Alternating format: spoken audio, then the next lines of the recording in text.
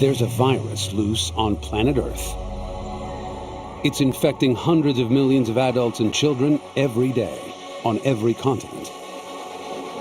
Each one of us is a potential carrier. Welcome to Planet YouTube, an unrecognizable world in which your home movie is bigger than a Hollywood blockbuster. YouTube has been part of a new world order. It has shifted culture. And backyard science experiments can go global. Oh, this is awesome. A world where anyone can be a superstar. He was the first true social media worldwide phenomenon. Where presidents are elected. YouTube allowed us to elect an outsider as president of the United States. And dictators deposed with the click of a mouse. And it's anonymous, so it's so dangerous. And the power of the viral is unstoppable. I was like, wow, wow, wow, wow, wow, wow, wow, wow. Over the next hour, we'll get to the bottom of the epidemic, tracking down the unlikely pioneers and accidental celebrities who in just 10 years have brought world culture to its knees.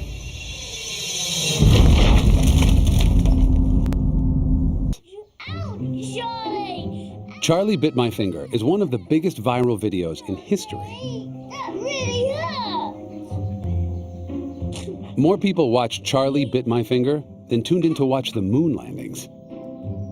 Not bad for a video that was never supposed to be posted on YouTube in the first place. The video and Charlie bites Harry's finger, which I found quite funny, but probably a few weeks later I came back, looked at it and thought, oh, that's probably worth sharing with the boy's godfather in America. Now, a world exclusive. We can reveal the untold story behind the sweetest domestic assault in history. On the day of the video, what I was doing again is I was just videoing the boys out in the garden.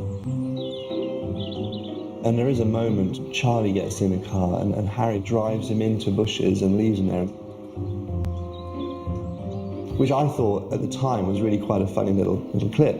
But when Charlie then bites Harry, it sort of feels a little bit like just desserts because he's got him back. He posted it on YouTube, expecting feedback from one person. Instead, within 10 months, it had been viewed 11.5 million times. Everyone wants to know, what is his secret? I think that is the beauty of our video. There is no secret. If there was a secret, I would have made a second, wouldn't I? But some academics who've studied virals disagree. Some people think that viral's just random, luck, chance, that it's like bottling lightning. But it's not. There's a science behind it. A science that was about to be exploited. Even before Charlie Bit My Finger had entered the culture, a video emerged of Brazilian soccer star Ronaldinho. What he did next is almost unbelievable. So the Ronaldinho video was one of YouTube's first big sensations, in part because it was capturing something that seemed so superhuman. This great soccer player kicking the ball off the crossbeam of the goals 4 times in a row. The buzz wasn't about Ronaldinho's ball skills, but whether or not the video was real. There is something a little bit suspicious about the golden box with the Nikes in them that he opens. And the way that it sort of pulls back so you can't really see the details so well at the most important moments. There was a lot of speculation over whether it was real or fake, and debates that went on online. The clip is the first to reach 1 million hits before the creators are soon exposed as Nike. And that made light bulbs come on all over the place. That actually there was potential in YouTube, an online video, as an advertising medium. Nike had subverted the home video viral and commercialized it. The next mutation would be even more surprising. I guess a video blog is about me. My name is Bree. I'm 16. I don't really want to tell you where I live because you could stalk me. On June 16th, 2006, a video appears on YouTube with the tagline, Lonely Girl 15. Within 3 months, the teenage star would be the subject of a media frenzy, bringing YouTube to mass attention.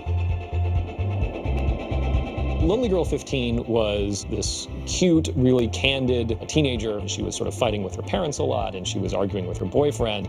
You know, if you wrote an email to her, she would respond to you and say, thanks for the idea, you know, here's another thought. So people formed this really personal connection to her. Within 3 months, over 500,000 viewers are tuning in for Lonely Girl 15's updates. The more eagle-eyed of them begin to notice that Bree's bedroom blog is It was just a little too neat. You know, the edits were a little bit too good, the music was synced up too well. One fan went through and noted all of the items in her bedroom were from Target. So there was some conjecture that maybe this was some sort of viral marketing. Fans demand answers from Bree. When she doesn't reply, an LA Times reporter smells a scoop. It was a great mystery. This girl hiding in plain sight, as it were. He sets off to learn the true identity of Lonely Girl. But no one was quite expecting what he would uncover. And that's when we knew we had her.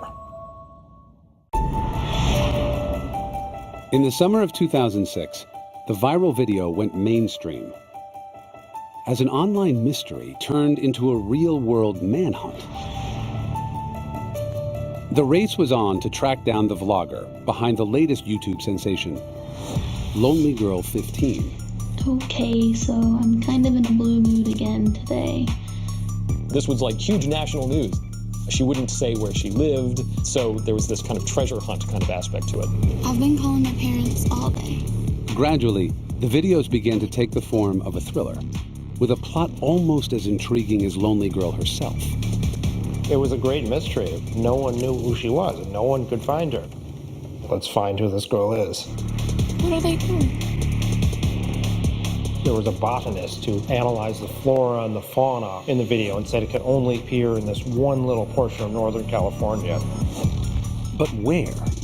After 10 fruitless weeks, the reporter and his colleagues launched an audacious sting to out Lonely Girl 15 using an email tracker. In those days, when you sent a message through MySpace, you could implant a tracking code that allowed you to see where that message had been opened. We set up a lot of fake accounts pretending to be fans of Lonely Girl and sent messages to her MySpace page. And it was open in the server belonging to the Creative Artists Agency. And that's when we knew we had her. The Creative Artist Agency represents actors, writers, and directors. When Richard confronts them with the evidence, the real Bree comes forward. 19-year-old actress Jessica Rose. Millions believed in her, but it was all an act. Now, for the first time, meet the girl behind Lonely Girl and the men who pull the strings. So the idea was, we're going to build a huge audience. We're going to make them committed and passionate about this character and the storyline. She's going to run away from home, and then we're going to release a DVD that will be an independent feature film about the story of a group of fans on YouTube trying to find this girl who's vanished. The movie never happened, but Lonely Girl continued online for 2 years. I learned how to see the world from a completely different point of view when I was 4. The YouTube viral video was evolving at faster and faster rates. But some videos were more infectious than others, inspiring viewers not just to watch, but to make a version of their own. One of the first videos to have this effect was created by an unlikely pair of backyard chemists. My name is Fritz, and I had 20 years working as a professional juggler. My name is Steven, and I had 20 years as a trial lawyer. When a friend of ours told us about this Coke and Mentos experiment, he asked me, have you ever heard about this crazy thing? You drop Mentos into Diet Coke, and something happens? And so Steven came to visit me and said, we got to try this. So we went out in the backyard like a lot of people, dropped a handful of Mentos into a bottle of Coke. Oh, this is awesome. That's how it started. On June 3rd, 2006, Steven and Fritz posted their own Coke and Mentos display online. An epic 101-bottle tribute to the Bellagio fountain in Las Vegas. When we first put our video online, it was a Saturday morning in June. We told exactly one person. The next day, we had 14,000 views, and by mid-afternoon, and hundreds of thousands. All from telling one person. By the end of 2006, the Coke and Mentos spectacle had turned into a YouTube mega viral with 12.5 million views. And something about it made people want to make Coke Mentos videos of their own.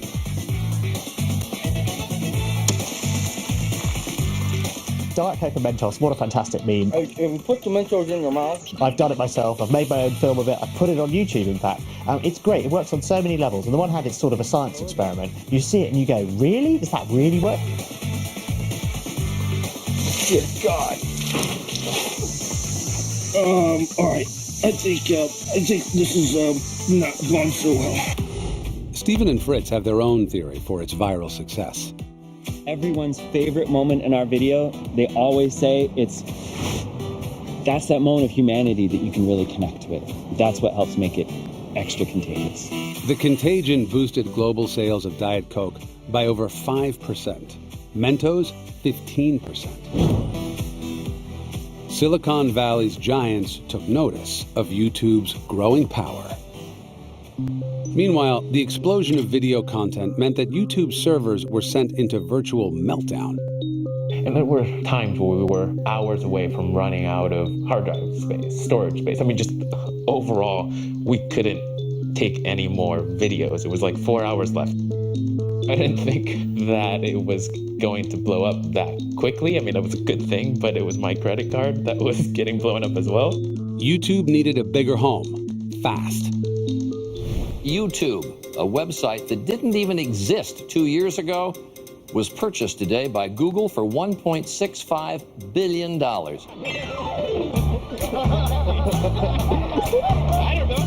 The acquisition of YouTube by Google was one of the best deals in the history of the world.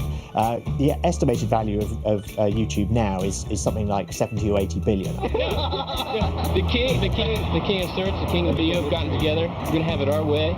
YouTube now had the resources of a major player. The viral video was about to take off in a whole new way.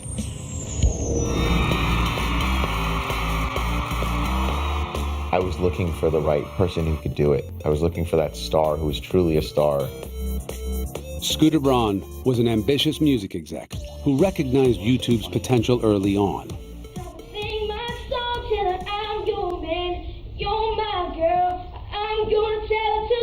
On YouTube, Scooter found a 13-year-old Canadian kid who'd posted a video of himself performing in a talent contest. He first tried to launch him with the record labels. Everyone said no. Everyone said no. Because they said, well, this kid's on YouTube, we can't monetize this. So the only way to make people understand was to not care about the gatekeepers anymore, and not care about the suits, and care about the people. This is what I found. Nobody wants to be. So Scooter turned back to YouTube and devised strategies for building Bieber a cult following. You're singing with me or what? One of the tricks that I use that I've actually never talked about in any interview is that I never let him introduce himself.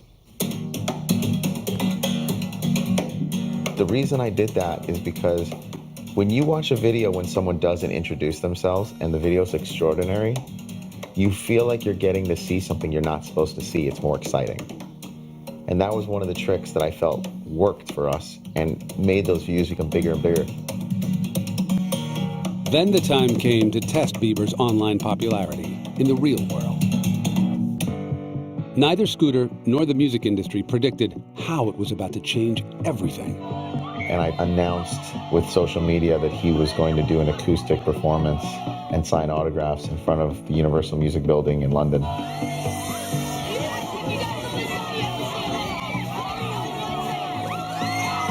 He played his guitar and a whole crowd was singing all the words at one time.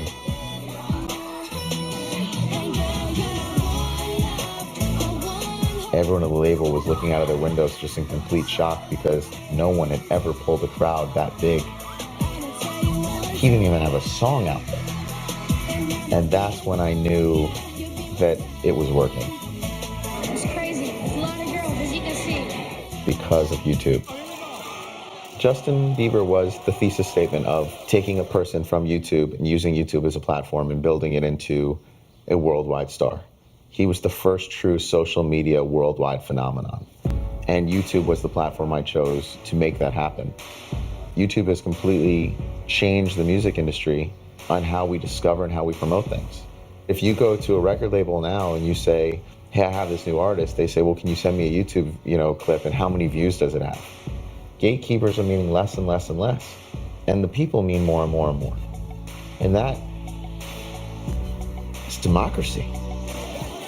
Scooter had created YouTube's first ever global superstar. But no one could have seen the epidemic heading our way. My biggest regret of entire my life was making that horse dance move. Oppan Gangnam Style. This is what I found. Within years of its launch, YouTube made it possible to almost instantly transform budding pop stars into global celebrities. The next superstar could be anyone, and as it turns out, from anywhere. Psy was a South Korean pop star, barely known outside of his country, but with over 10 hit singles to his name. My previous songs and previous dance moves and previous video, all of them were like similar.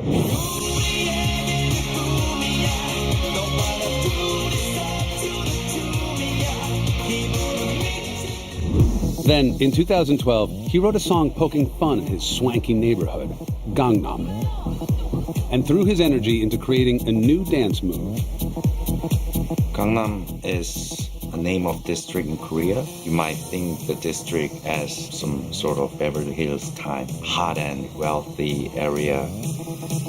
I have my own choreographed teams in Korea, and we were focused on making a new move for the new song. We literally tried everything on the universe, not just horse, but every animal, every creatures on the universe. Psy finally settled on an equine dance and made a video intended only for Korean broadcasts. I was not friendly with internet things at all. So I didn't do Twitter and I didn't do Facebook, and I honestly didn't know that much about YouTube before Gangnam Style. But one of his team persuaded him to post the new video onto YouTube. 2 weeks later, he gets a call from a major player in the music business. My buddy sent me a video that had 100,000 views out of Korea, and I said, I can make this huge. He goes, you want him to do it in English? I said, no, I want him to keep it in Korean. And 2 weeks later, I'm talking with his translator, explaining that I want to keep it in Korean. Psy looks at me, looks at his translator, looks at me again and goes, if you come drinking with me in Koreatown tonight, I'll do this deal. And I looked at him and I said, you speak English? And he goes, I went to Berkeley. To Psy, to Korea, breaking down barriers to the future. Thanks a lot. Scooter and his team used their network to help spread Gangnam Style fever in the West. A lot of worldwide celebrities started to tweet my video. Britney Spears, Robbie Williams, Tom Cruise. People told me, like, your song became like trending of the Twitter, and I was like, trending? What is trending? There were a lot of people eager to learn the dance moves. It seemed no one was immune from the Gangnam infection, not even the Secretary General of the United Nations. He became the second famous Korean in the universe right now. And it triggered countless copycats. I think it was really a cultural phenomenon. What he was doing was crazy. It was surprising. And so they shared it with other people because they couldn't believe what was happening. Like once it exploded, like huge, I was like surprised literally every day and every moment, like, wow, wow, wow, wow, wow, wow, wow, wow. Nothing draws a crowd like a crowd. A few people share it, and then they see their friends share it, and they don't want to be left out. So next thing you know, they start sharing and it becomes this snowball. We watched as this video spread from Korea to the United States, to South America, to Europe. As Gangnam Style continues to rack up 1 million views per day, will Psy always be living in its shadow? My biggest regret of entire my life was making that horse dance move. You know, I cannot top it. You know. We came up with a game plan, and that video now is the most watched video in the history of the internet. Gangnam Style has now been watched over 2.3 billion times. That's the equivalent of everyone in China, Europe, and America combined. Incredible. It's like being struck by lightning. Something that happened, and I don't think will ever happen again on that scale. He gave a little bit of happiness to everyone. The music has always done that. The difference is now a slightly overweight, sorry, Psy, man from Korea. It's in a song and an incredible piece of content with that video. Put it online, and the entire world can enjoy it within seconds. That was never possible before. Gangnam Style showed that YouTube now reached a global population like nothing else. Soon, it wasn't only pop stars harnessing that power. Yes, we can. Yes, we can. And for better or worse, YouTube became the propaganda tool of our time. In 2008, one visionary recognized the internet's ability to reach a new audience. But did YouTube help elect an outsider as President of the United States?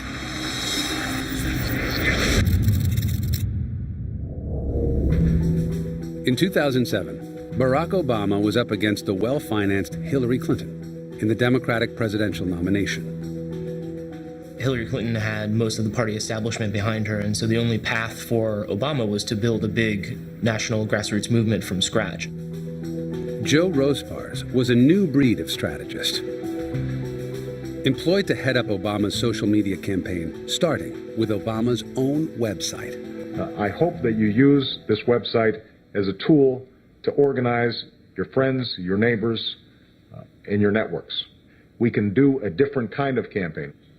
Here's the thing, it can only happen if you get involved. We wanted them to forward along our content from YouTube. We wanted them to make phone calls from home. We wanted them to knock on doors. We wanted them to chip in $5 and $10 here and there. That was the nature of the grassroots activity. A video of one of his speeches posted on YouTube went viral. And so too did his campaign. The Yes We Can video actually went viral over the weekend. We didn't make the video. That was something that supporters made and then posted to YouTube, which ultimately allowed it to spread. We will begin the next great chapter in the American story with 3 words. If you hit the right emotional notes, this stuff can go everywhere. You are not dependent upon the media to define your message for you. But just as YouTube was inching Obama ever closer to the White House, his rivals hit back, questioning Obama's track record on the subject of race politics, threatening to split his support in half. This was kind of a cliffhanger moment for the election. You know, was this going to sink this candidate? How would he respond? And there was a lot of buildup to this speech. Against all predictions to the contrary, we saw how hungry the American people were for this message of unity. Despite the temptation to view my candidacy through a purely racial lens. Obama's race speech was hailed as a game changer. Uploaded onto YouTube, it snowballed, getting 1.6 million views in 48 hours. He really did knock it out of the park. Even his critics sort of admitted this. Fueled by this success, Obama's team posted over 2,000 YouTube clips during his march to the White House.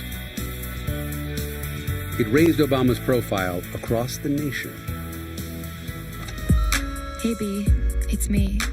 At the same time, Obama fans were getting in on the act, posting their own campaign messages online.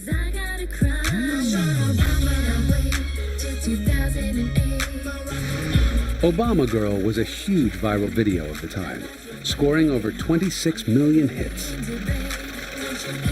I went on YouTube once. I don't go real often, just to see what was being sort of generated under my name. Some of them were pretty creative. There's some cartoon, and your ears are all huge. People are hungry for content that's outside of the traditional press.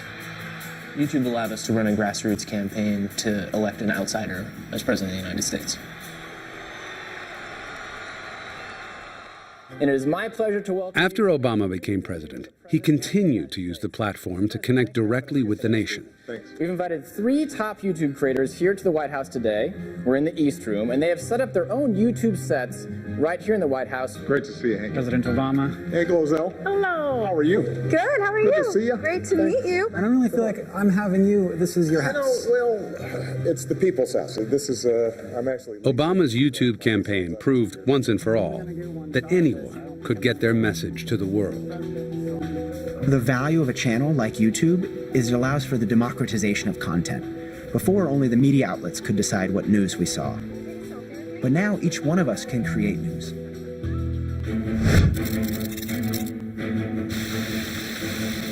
In 2007, YouTube underwent a seismic change. The modern smartphone hit the mass market, and this technological evolution created a new way of capturing and sharing news, called citizen journalism. One individual who shoots a video on their camera phone, thousands of people can view it in a few minutes, and it can be shared to thousands more in the next hour. Anybody with a mobile phone and access to the internet can become a journalist with the advent of YouTube.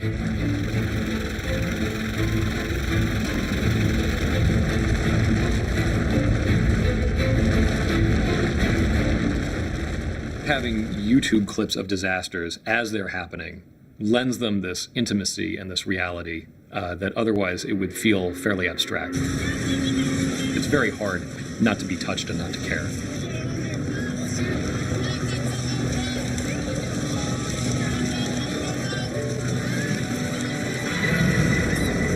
In the hands of citizen journalists, the power of the viral video can turn personal stories into global stories. YouTube allowed people all over the world to actually create their own mechanisms of sharing their own stories. So you can take a story that might be very personal and all of a sudden, using virality, make it something that has a level of global sympathy. In June 2009, during protests in Tehran, 26-year-old Neda Aga Sultan was shot in the street. These images from Iran went viral on YouTube and shocked the world. It wasn't just the fact that she was brutally killed, it was the fact that a video in very, very visceral and graphic detail showing her killing actually was being captured at that very moment. And they used YouTube to make that story much more global. Viral videos began to drive social change. Change that was spreading across the Middle East in what became known as the Arab Spring. Abuse can't happen in secret anymore. Whether it's autocratic governments in the Middle East, whether it's police abuse here in the United States, in the era of YouTube and smartphones, everybody is a potential journalist. You can't kick every potential journalist out of the country because you'd have to kick everybody out of the country. Every form of social change has always had a media component to it. The fundamental media propaganda tool of our time today is YouTube. So that doesn't mean that it's a truth-telling, storytelling mechanism. It means it's a tool like any other that can be used by different parties for different types of political and social aims.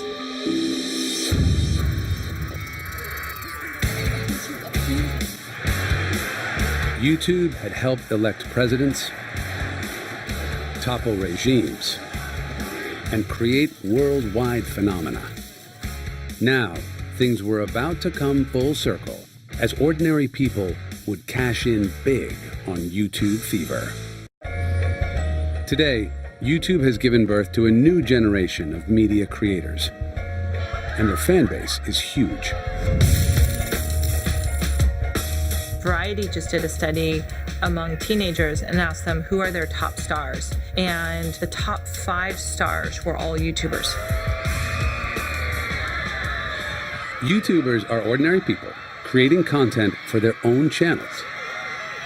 They're trying to make YouTube more like a TV network, and they're promoting their stars with ad campaigns, which is something that you only have seen media properties do before. When we think about the early days of YouTube, we think about the individual viral video, the person who captured that one moment and shared it with the world. I think one thing that's changed dramatically is that more and more people have been producing things regularly. These homemade YouTube channels are drawing billions of views, creating a new generation of bedroom millionaires. 2 of the most successful content creators on YouTube started off on the live comedy circuit, then created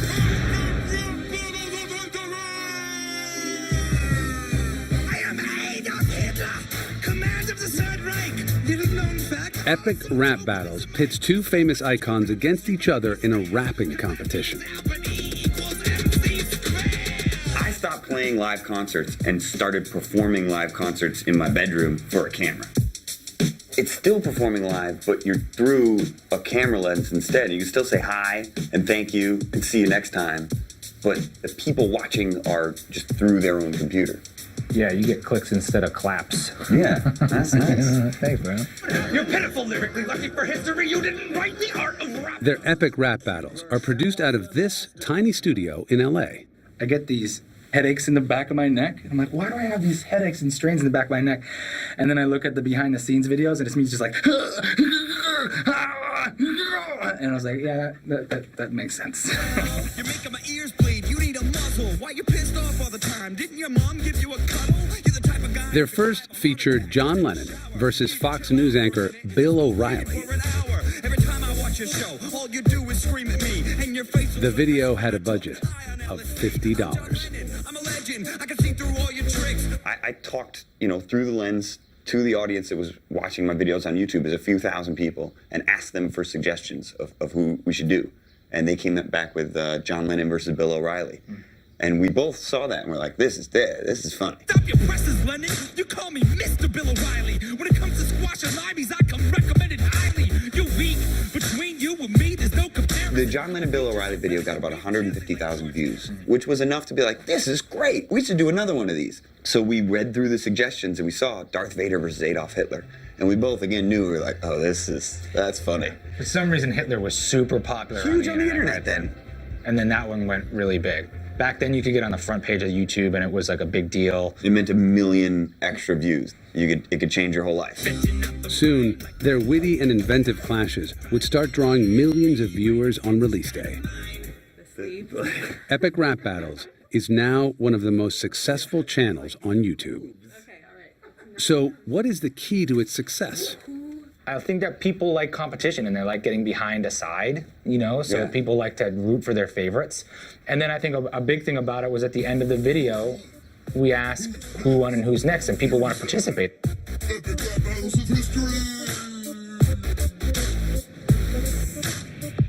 With amateur channels like these now making millions, YouTube is investing heavily by building its own studio in LA. And major channel creators get to use it for free. YouTube has become the new Hollywood for the average Joe. You look at the top 100 channels on YouTube, there's not a single consumer packaged good or apparel brand there. Hey guys, how's it going? So I'm super excited to make this video for you today. There's only a handful of media companies, but it's really individuals that have been incredibly successful on the platform.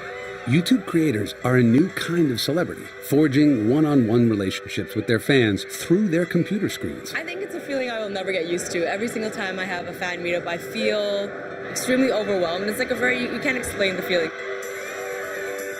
The individuals that have become incredibly successful are those that have been able to cultivate an audience. A lot of what you see, which is successful on YouTube, is about humanity anyway. It's about people and faces. It might be making you laugh. It might be emotionally charged. It might be very sad. It's probably human storytelling at its heart. But what if the biggest stars on YouTube aren't humans at all?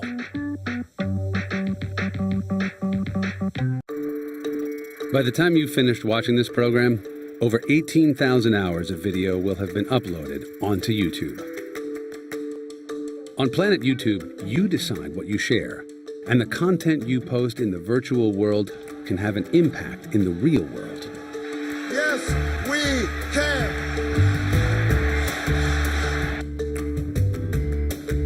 But did YouTube's founders have any idea their little startup would make such an impact? It certainly has surpassed any goals that we had set when we first started YouTube, looking 10 years back.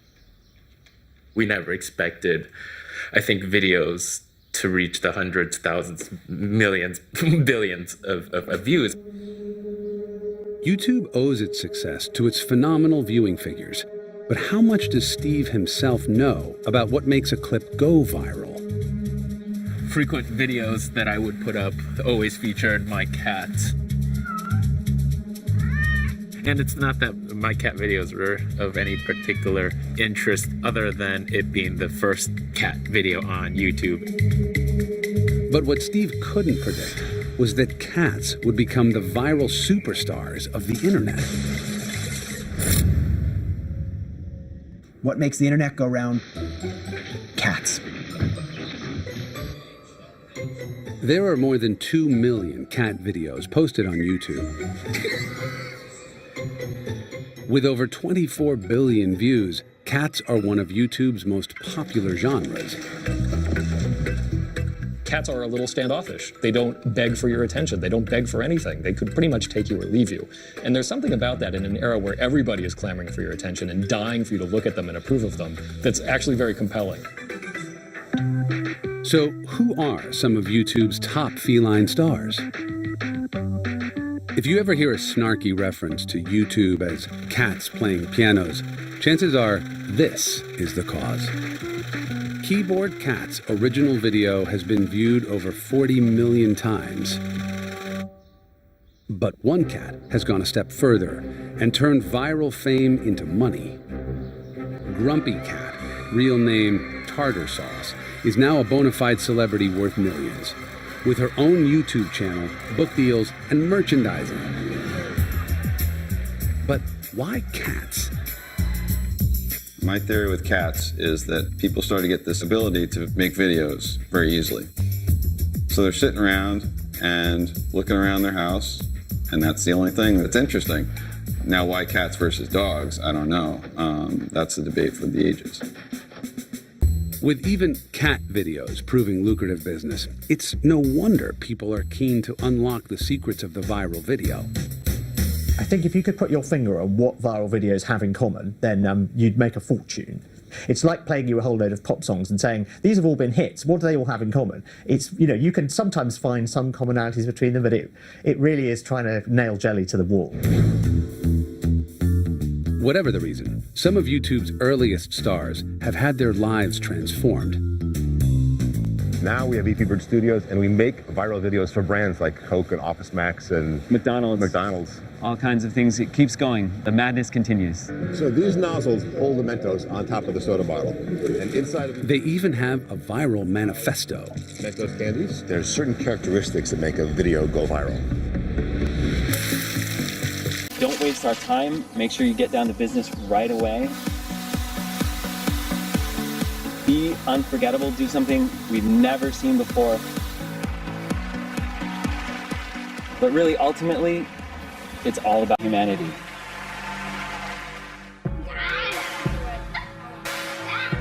Recognize these guys? You should. Harry and Charlie's video has now been viewed. It's just less than 1 billion. Billion? Ooh. Which is about a sixth of the world's population. And what does Charlie credit for its success? I think it's so popular for the laugh.